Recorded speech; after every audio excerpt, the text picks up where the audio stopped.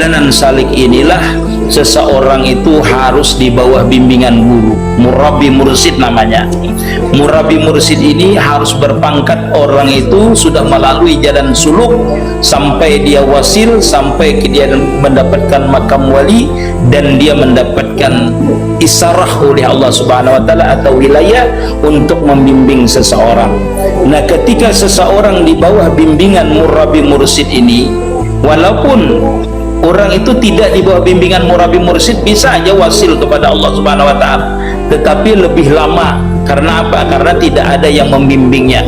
Google Map-nya tidak ada, penuntunnya tidak ada, guide-nya tidak ada, yang mentalkinnya bahasanya ilmu tasawuf itu tidak ada, yang membimbing ibadah zahirnya dan membimbing batinnya. Itu yang paling utama.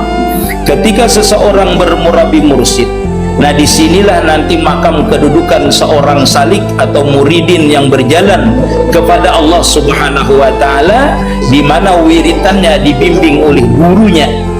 Begitu juga batinnya, yaitu musahadahnya, dibimbing oleh gurunya, supaya dia tidak lepas daripada memandang khaliknya.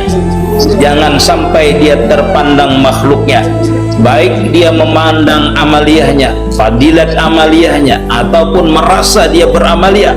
Disinilah murabbi mursid itu yang mengetahui muridnya itu sampai batinnya itu benar-benar pandangannya itu wahdatus suhud, benar-benar memandang kepada khaliknya.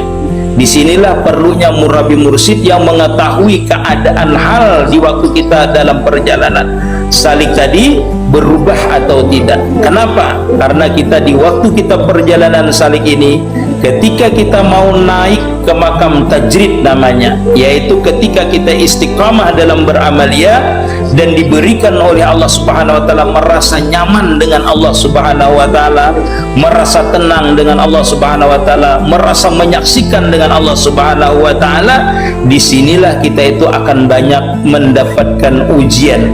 Di antaranya kita nanti diberikan karamah kemuliaan oleh Allah Subhanahu wa taala. Nah, itu diberikan maunah oleh Allah Subhanahu wa taala. Di situ juga kita akan diberikan musibah, supaya hati kita ini benar-benar bergantung kepada Allah Subhanahu wa taala. Disitulah kita itu harus istiqamah dalam pandangan wahdatus suhud tadi, memandang kepada khalik tadi. Nah, sehingga apabila kita tidak peduli dengan apa yang diberikan berupa nikmat ataupun berupa musibah, kita tetap di bawah bimbingan guru, istiqamah dengan amaliyah kita, istiqamah dengan pandangan kita, maka kita akan sampai kepada makam wasil ilallah.